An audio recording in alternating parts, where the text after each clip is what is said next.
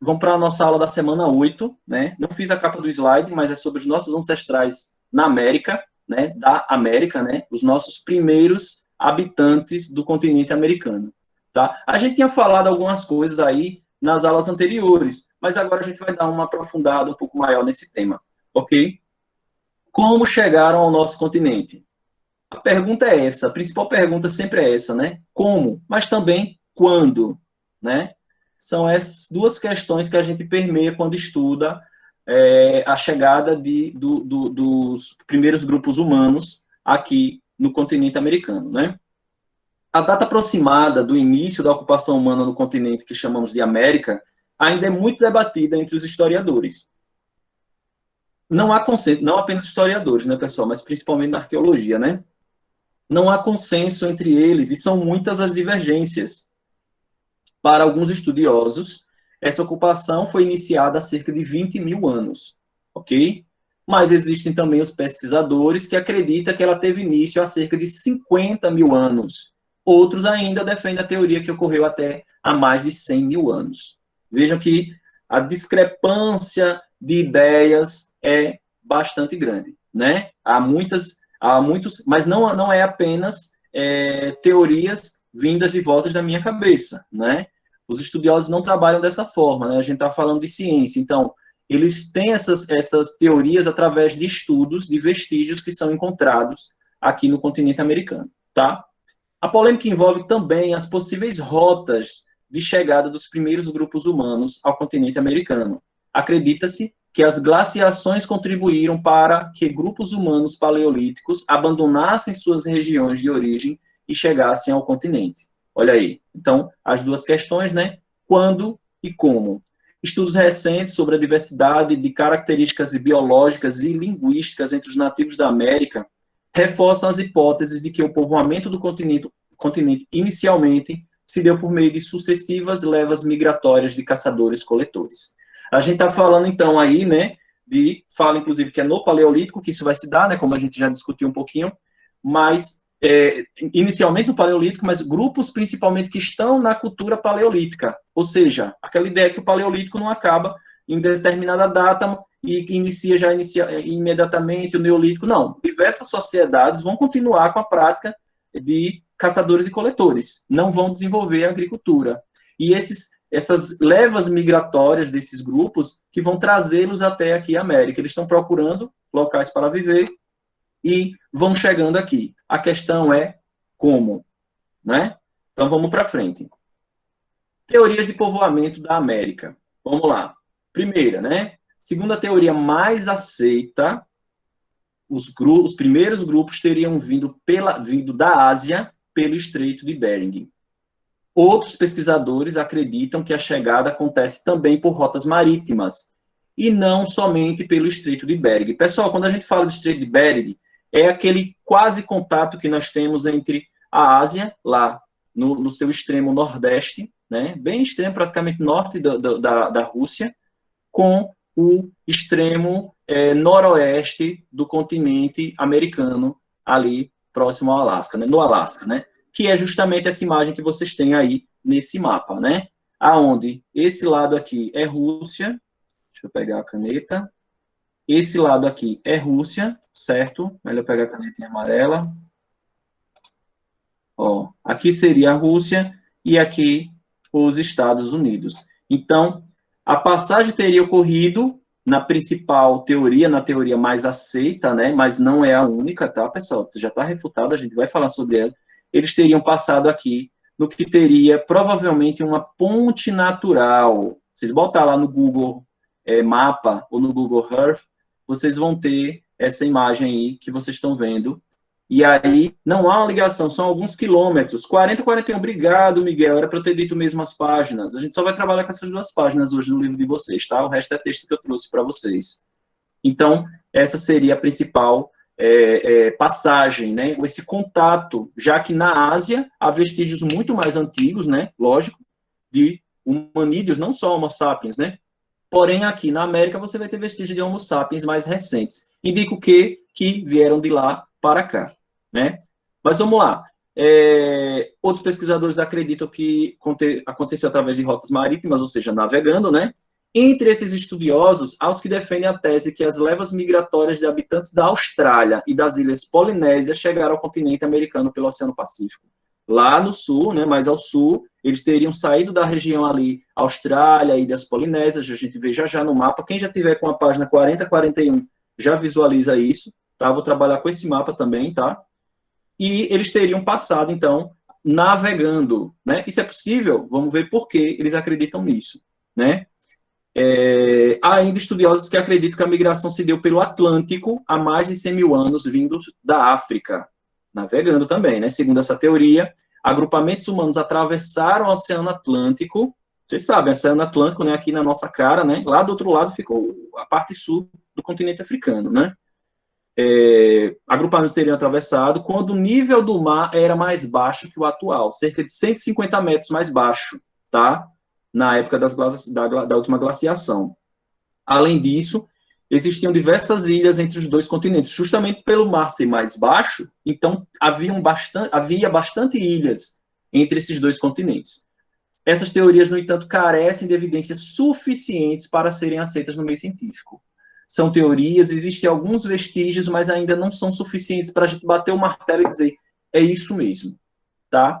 Levando em consideração a hipótese de que a ocupação humana do norte da América teve início há pelo menos 20 mil anos, lá na América do Norte, ela teria se estendido para o sul em direção à Patagônia antes de 10 mil anos atrás. Ou seja, para descer da América do Norte até a América do Sul, né, onde nós estamos nesse momento, teria sido cerca de 10 mil anos, né? Mas vamos para frente, a gente está no campo da teoria, a gente falou que as fontes desse estudo são fontes muito escassas, né? São fontes, a gente vai ter algumas discussões aí, a gente não vai trabalhar com restos de humanídeos, não vai trabalhar com restos de Homo sapiens, a gente vai trabalhar somente com a cultura que eles deixaram, com os produtos que eles deixaram, tá? Vamos lá. Então, aí no livro de vocês, página 40 e 41 mesmo, né, Miguel? Aí as principais correntes aí, né, as principais teorias. Primeiro, a hipótese da rota de Bering, deixa eu pegar agora, vou pegar a canetinha vermelha, né? Rota de Bering, que é essa rota verde, tá, pessoal? Aqui, ó, né? Teriam, né, vindo pelo Estreito de Bering, olha lá. É importante, pessoal, a gente entender esse pontilhado que tem ao redor dos continentes. Estão vendo aí? Esse pontilhado seria o limite dos continentes naquele período, na última glaciação. Ou seja, a Ásia e a América do Norte estavam em contato, certo? Era uma região bastante gelada, mais do que agora, inclusive, né? E o mar, ele era mais baixo. Por que o mar subiu? O gelo derreteu. Olha o aquecimento global, né? A discussão sobre aquecimento global. Esse aquecimento que se deu nesse período, pessoal, vamos entender que foi um aquecimento natural do planeta. Não foi por alterações realizadas no ecossistema planetário pelos seres humanos. Foi algo que ocorreu naturalmente, devido aos diversos movimentos do planeta, né? Aos diversos eventos que foram ocorrendo. Porém, quando a gente fala de aquecimento global agora, pessoal, é outra discussão sobre a poluição, né, sobre a degradação do meio ambiente. Pasmem, mas se o CID previu o aquecimento global, pois é, Maria Luísa, o CID da Era do Gelo, né, está dentro daquela discussão ali, a gente acha que é o segundo, né, que é justamente o gelo derretendo, o segundo ou o terceiro, é bem isso mesmo, tá? Eles pegaram o debate histórico, viu, Maria Luísa? Tenho certeza. Olha como era aqui, né, na América do Sul, era bem maior a parte seca, né, a parte que não era submersa. E por isso que até o livro de vocês falam, né, dos estudos da arqueologia submersa, né, a arqueologia que vai trabalhar com regiões inundadas. Difícil, né, gente? Muito difícil isso. Mas olha aí, então, o limite litorâneo há cerca de 12 mil anos atrás era assim, no final da última glaciação. Então, primeira teoria, Rota de Bering afirma que durante a era glacial, uma ponte de gelo teria se formado no Estreito de Bering, tornando possível a passagem de grupos humanos da Ásia para a América. Tem a roxinha, né? Isso é roxo, né, pessoal? Defende que a hipótese da rota costeira defende que os primeiros habitantes da América teriam saído da Ásia, também saído da Ásia, vejam aí qual é a rota que eles estão pegando, né? Em pequenas embarcações e navegando próximo, né, à terra, né, próximo à costa, até chegar ao continente americano. Então não teria sido por cima, teria sido nesse contorno aqui, e teriam, inclusive, já descido mais aqui para o sul do continente americano, né? A hipótese da rota transpacífica, essa vermelha aqui, né? Eles teriam, já que, ó, olha ali a Oceania aí, né? A Austrália, as ilhas polinésias, e teriam muito mais ilhas. E essa maior quantidade de ilha permitiu que eles navegassem, né? Defende que, partindo da Ásia, navegando de ilha em ilha, alguns grupos humanos teriam atravessado o Oceano Pacífico e chegado até a América do Sul. Direto, né, pessoal? Olha só. Estão indo direto aí, né? E essa amarelazinha, né, que saindo aqui da Europa e vindo aqui, já passando por aqui, eles teriam, né, a hipótese da migração atlântica afirma que após sair da Europa em embarcações feitas de couro, alguns grupos humanos teriam navegado pelo Oceano Atlântico até chegar ao norte da América, certo? Então teriam chegado aqui pelo nordeste da América do Norte, certo? Então, qual é a mais aceita? Sempre a mais aceita foi a Rota de Bering. Porém, os últimos vestígios que estão sendo encontrados, e a gente vai falar deles nessa aula, nos últimos anos, né, nas últimas décadas, foram refutando essa ideia do Estreito de Bering ser a única rota. Não é dizer que os humanos não vieram pela Rota de Bering. Eles vieram, sim. Nós viemos pela Rota de Bering. Mas não apenas por ela. Vamos para frente, então. Primeiro, vamos falar, então, da cultura Clovis. Cultura, pessoal, quando a gente fala, é os elementos que foram deixados por grupos humanos, tá? Então, a cultura Clovis é a cultura de materiais, os materiais, os vestígios, né, deixados por grupos humanos lá na cidade de Clovis, nos Estados Unidos. A teoria mais difundida é a mais famosa, foi mais discutida e tudo, mas que já vem sendo refutada, é a teoria de Clovis, né? Afirma que os primeiros grupos humanos chegaram no continente há cerca de 13, olha só, está falando de 13 mil anos aqui, quando a queda de temperatura do planeta criou imensas geleiras que ligavam a Ásia à América, vindos da Sibéria, Sibéria é norte da Rússia, tá, pessoal? Eles teriam atravessado o Estreito de Bering em direção aos atuais Alasca e Canadá, a teoria que a gente está comentando. Essa hipótese se baseia num vasto conjunto de objetos encontrados na cidade de Clovis, em Novo México, nos Estados Unidos. Novo México é um estado dos Estados Unidos, tá, pessoal? Tá aí no mapa para vocês. Peguei um mapinha lá na Wikipédia para facilitar, né? Foi encontrado isso em 1929, tá? Esses artefatos foram datados de aproximadamente 10 mil anos e pertenciam a povos caçadores e coletores. Tá aí alguns desses artefatos. Pedras o quê, pessoal? Lascadas. A gente está falando de 13 mil anos, porém, são grupos que estariam no Paleolítico, né? Pedras lascadas e caçadores-coletores, né? A descoberta da cultura Clovis se tornou um mito fundador da pré-história norte-americana, sendo amplamente difundida em livros, revistas e exposições. Aquela coisa barrista que os estadunidenses têm, né? Entretanto, investigações mais recentes contestam a ideia de que o Estreito de Bering foi o único caminho para a ocupação do continente. Certo? Então, lá na cidade de Clovis, são os achados mais antigos lá dos Estados Unidos. Eles dão 13 mil anos, mas porque esses produtos são aí de 10 mil anos. Então, estão dando aí um tempo aí de 3 mil anos para que esses grupos tivessem se estabelecido nessa região. Nômades, caçadores, coletores, certo? Pessoal, se precisar interromper alguma coisa, digam, né?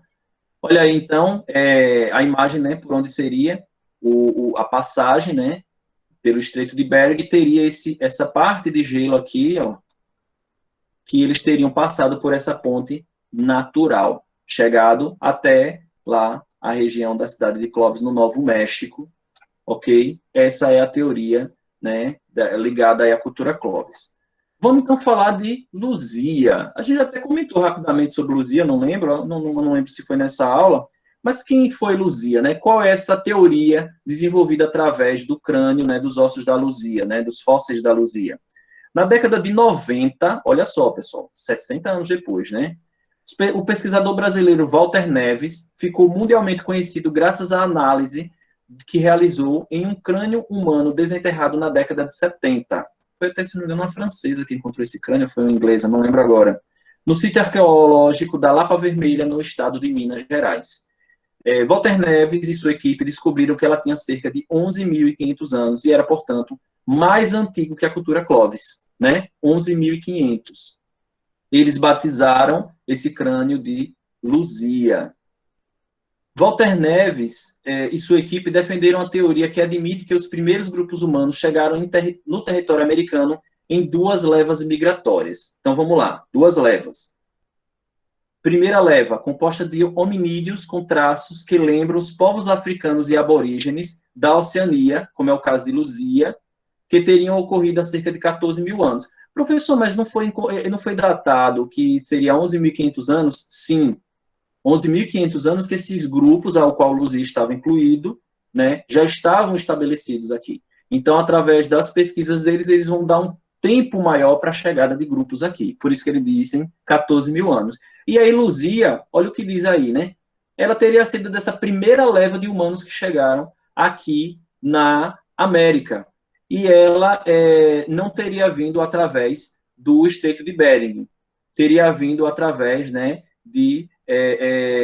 diretamente da região ali da Oceania até a chegada aqui, né, pelas ilhas, pela navegação, até chegar aqui nas Américas. Por que ele leva essa conclusão? Porque os traços dela são semelhantes aos dos povos africanos e aborígenes da Oceania, diferente dos que estavam presentes na Ásia, né? A etnia presente nas ilhas da Oceania, né, na Austrália, nas ilhas polinésias, vai ser essa, né, de aborígenes, ok?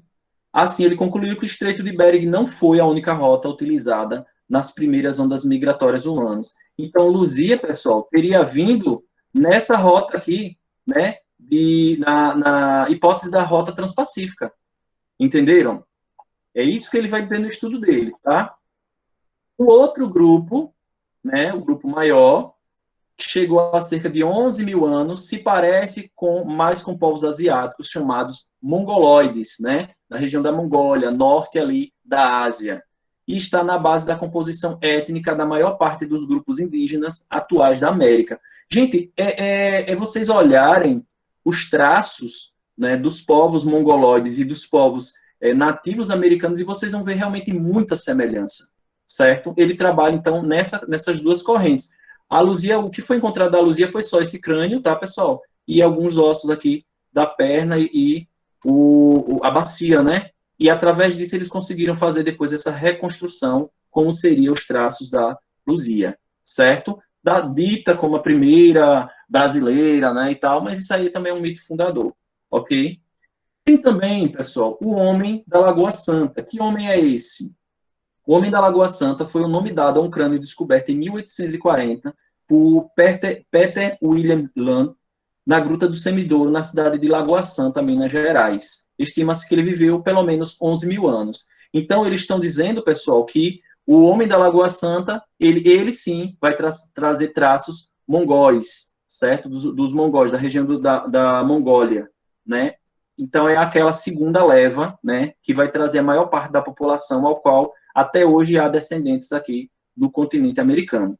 Foi taxado também, né, esse osso aqui, né, esse fóssil, e a partir dele que fizeram a reconstrução para se ter a base, né, da etnia que ele tinha, ok?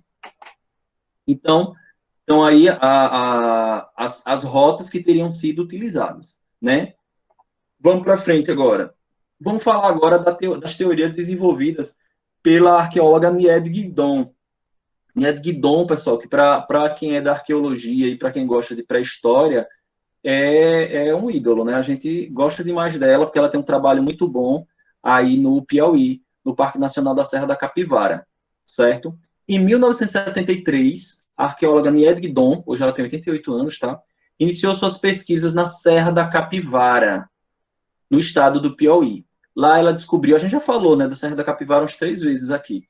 Lá ela descobriu dezenas de sítios arqueológicos ricos em pinturas rupestres, mas foi a descoberta de artefatos de pedra lascada e vestígios de uma fogueira no sítio arqueológico da Pedra Furada que lançaram a pesquisadora no debate internacional. Em 1987, depois de anos de escavação, mais de 600 objetos foram encontrados.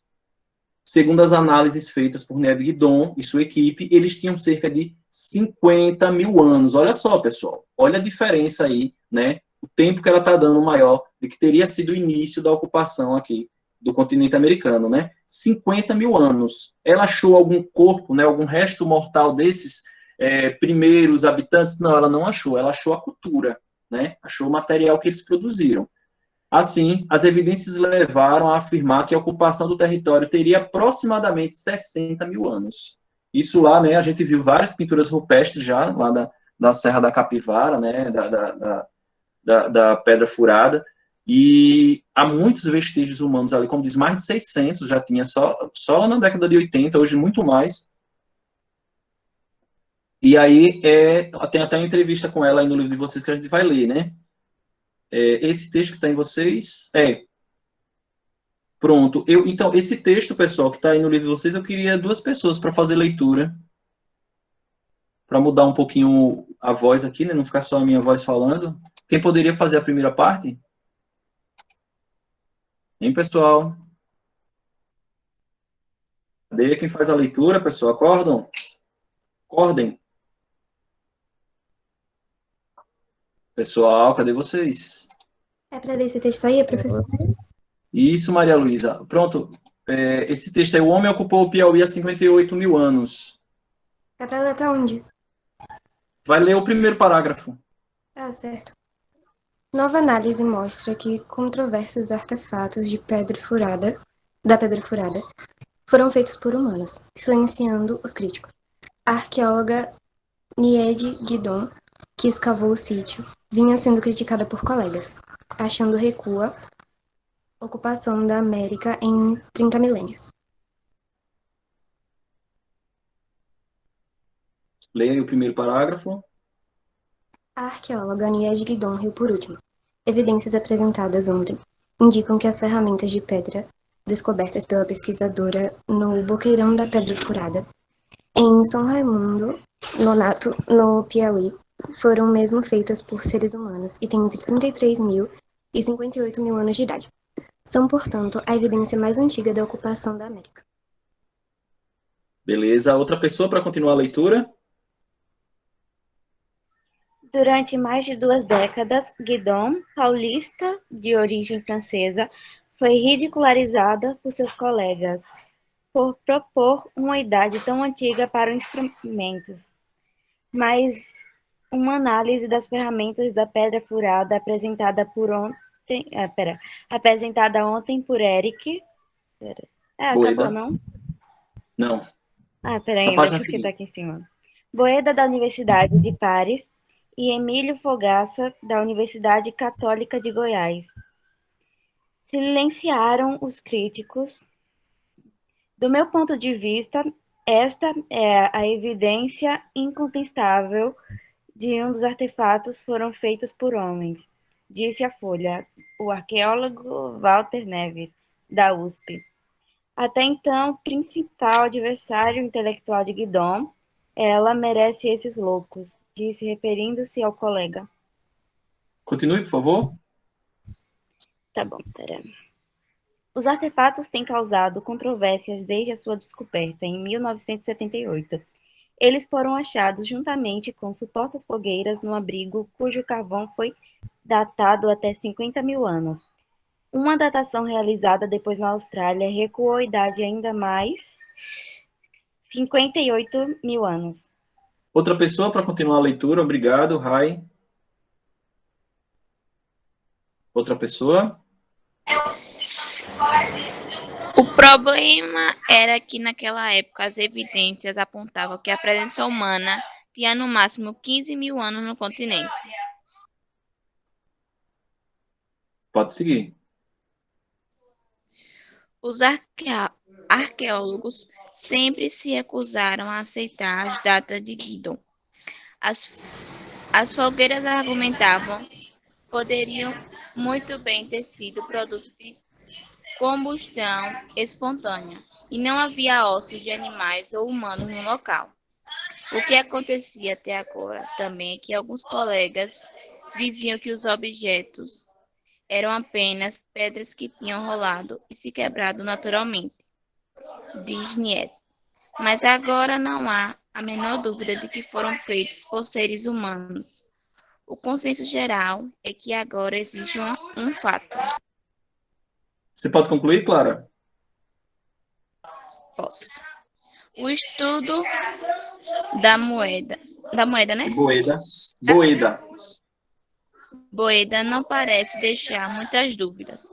O francês é considerado um dos maiores especialistas do mundo em tecnologia lítica pré-histórica. Ele desenvolveu a chamada cadeia operatória dos artefatos, ou seja, a sequência de lascamento do material, e descobriu que aquilo foi de fato produzido por humanos. Beleza, obrigado, Clara, obrigado aos demais que leram.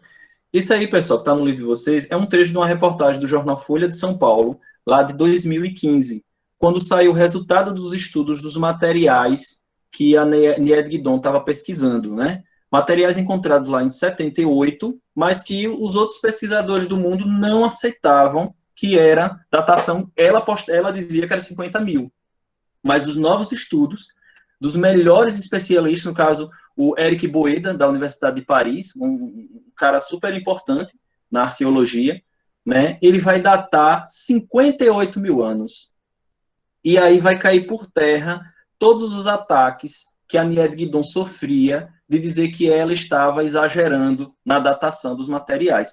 Aí vejam como é complicado o estudo da pré-história, pessoal. Porque é um material, são restos de fogueira e pedras lascadas. E aí, Boeda, um super especialista em saber desvendar as cadeias de como foi que quebraram aquelas pedras e tal, ele vai dizer, não, isso aqui é feito por humano, sim. E os estudos vão dizer também que o resto de fogueira e tudo não foi uma fogueira de combustão natural, né? Pedras que quebraram naturalmente, uma fogueira que pegou fogo sozinho, um pedaço um tanto lá de madeira, né, que tinha sido entrada em combustão sozinho. Não, vamos dizer, não, foi, isso aqui é produto de seres humanos. E aí, isso vai dizer, não, a gente não tem os restos humanos aqui, porque nem sempre eles se tornam fósseis, né? Mas o resto de fogueira e as pedras lascadas comprovam, sim, que a gente teve populações aqui, pelo menos em 58 mil anos atrás. O legal, pessoal, e o que eu fico muito fã da Nied Guidon, meninas, uma mulher super sensacional para que vocês conheçam o trabalho e vejam. Foi uma mulher que foi perseguida principalmente também por ser mulher. Não só porque os estudos dela eram controversos, mas porque ela também era mulher. E isso é terrível, porque vocês veem que se fosse um homem, eles já iam respeitar um pouquinho mais. A área da arqueologia é uma área que tem muitas mulheres, sim, mas que infelizmente o machismo está presente, né, em várias áreas da sociedade. Deixa eu ver se alguém falou alguma coisa aqui. Ah, beleza. Pesquisa, sim, Raika, é muito interessante, viu? Eu sou fãzaço da Nied Guidon. Faz muito tempo que eu não acompanho nada dela, não sei nem como é que ela tá. Sei que o trabalho dela é muito bom. Sou doido para ir lá na Serra da Capivara. É um dos minhas futuras viagens é lá para a Serra da Capivara, no Piauí. Nem é tão longe. Vou pegar um trecho aqui falado pela própria Nied Guidon, né? Hoje podemos afirmar que a entrada do Homo sapiens para o continente americano fez-se em vagas que, saindo de diferentes lugares, ela não vai defender uma teoria só, né?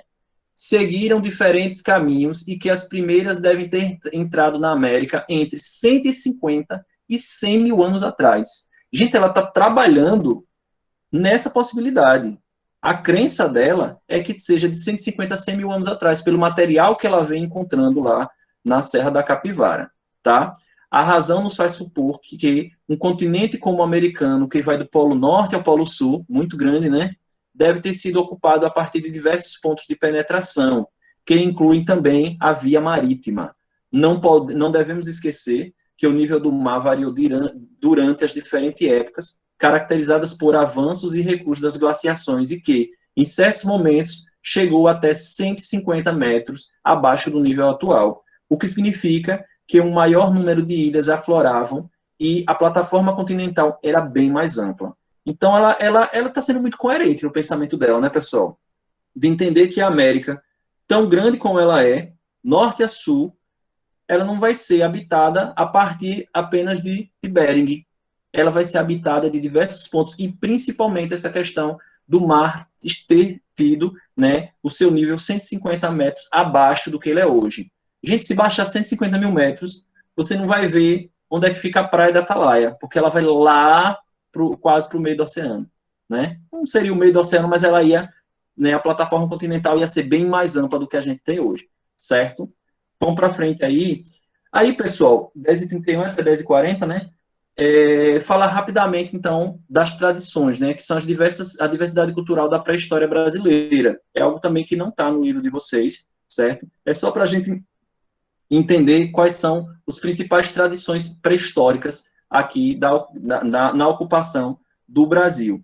Na arqueologia, usa-se o termo tradição para indicar um conjunto de práticas e técnicas de povos antigos que tenham características comuns, que persistem ao longo do tempo e que são registradas em determinada região ou contexto geográfico.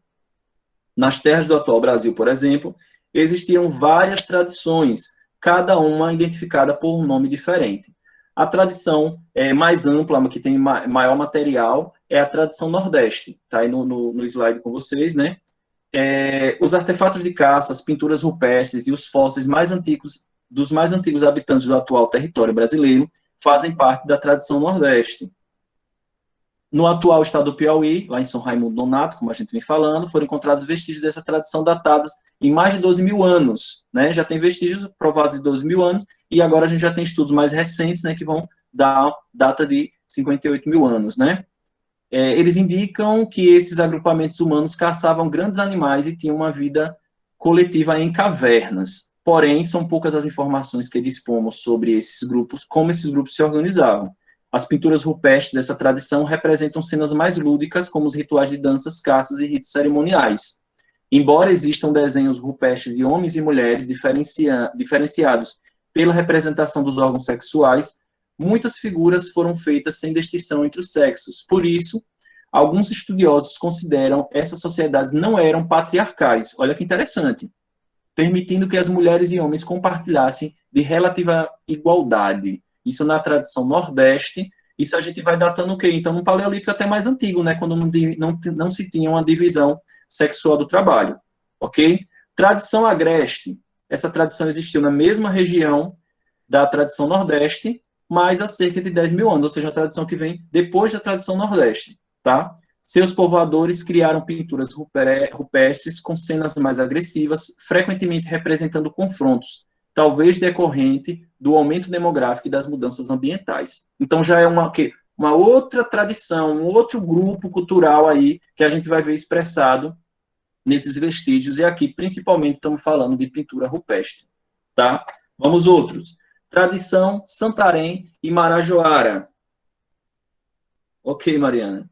Alguns povos desenvolveram a confecção de objetos de pedra e, posteriormente, de cerâmica desde pelo menos 5 mil anos atrás. Olha só, né? 3 mil a.C. A cerâmica produzida na área da atual cidade de Santarém, no estado do Pará, foi classificada como tradição Santarém. Por volta do ano 1000, se sobressaiu a tradição Marajoara, que revela um vestígio de cerâmica policromada, ou seja, de muitas cores, né? Que produziram. Há cerca de 700 anos, a população da ilha de Marajola, no Pará, é berço dessa cultura e chegava a 100 mil habitantes, aproximadamente. É quase uma civilização que foi desenvolvida ali na cultura, na tradição marajoara, certo, pessoal? E tem aí uma urna funerária, né, datada de 400 a 800 depois de Cristo, ok? Tradição guarita, também lá no norte, na região da Amazônia, né? Estima-se que antes do ano 1000, cerca de 60 mil pessoas viviam nessa região. Essa tradição destacou-se pela produção de objetos cerâmicos cerimoniais, ou seja, utilizados em cerimônias e ritos, como de sepultamento. Na área de hoje, correspondente ao estado do Acre, são aproximadamente 200 sítios arqueológicos dessa tradição guarita, certo? Vamos para frente, a gente já está finalizando, tá, pessoal?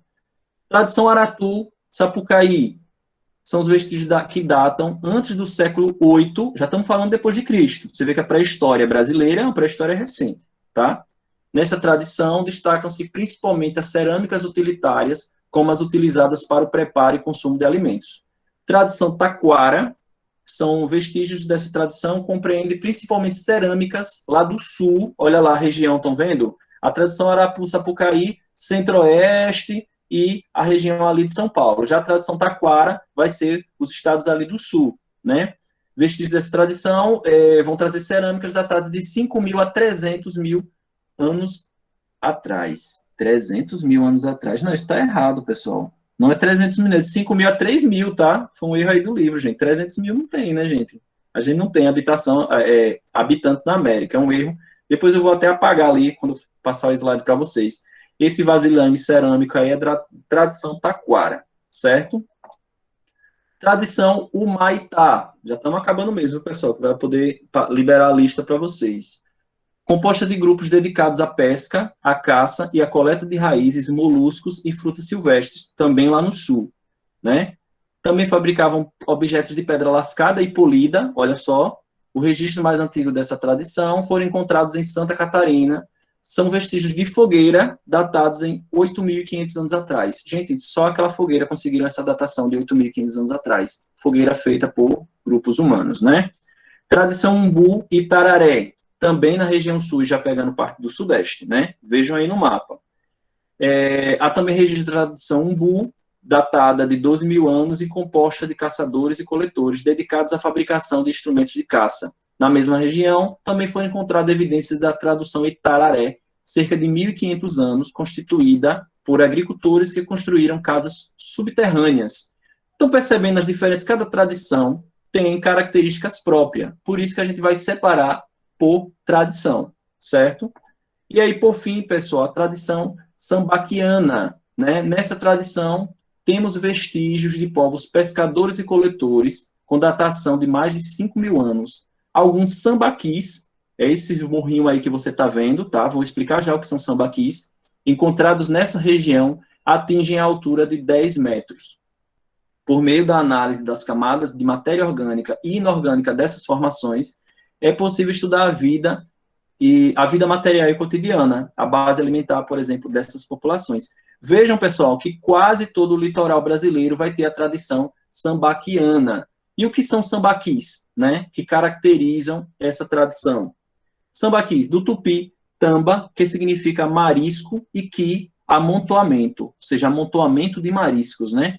Monte de conchas, esqueletos de peixes, pontas de flechas, machados, cerâmicas e materiais orgânicos que passaram por um processo de fossilização química em decorrência das chuvas e da ação do tempo. Localizam-se principalmente no litoral sul do país. Gente, eles faziam montanhas que chegavam a 10 metros de todos esses materiais, que a gente vai chamar de sambaqui. Aqui, esse assunto não tem no livro, Mariana. Não tem, eu vou disponibilizar o slide para vocês, tá? O livro faltou essas informações, ele vai ter uma discussão mais lá no final do livro, que vai falar um pouquinho do povoamento das Américas, mas eu acho mais interessante a gente já trazer essa discussão para agora. E lá no final do livro, a gente discutir, né, no final do ano, a gente discutir a questão de quando chegam, né, os povos que aqui tinham já, em cerca de 1.500, e a chegada dos colonizadores. Então, sambaquis, pessoal, vai ser, então, uma fonte bem interessante, né? E, assim, porque eles amontoavam conchas, moluscos, espinha de peixe, material produzido por eles, porque eles amontoavam isso faziam montanhas desses produtos, não se sabe ao certo, né? Não se sabe ao certo se era algo ligado à religião, muito provavelmente, né? Mas eles tinham, diversos povos vão ter esse costume, principalmente lá na região sul do país. Certo, pessoal? A gente finaliza, então,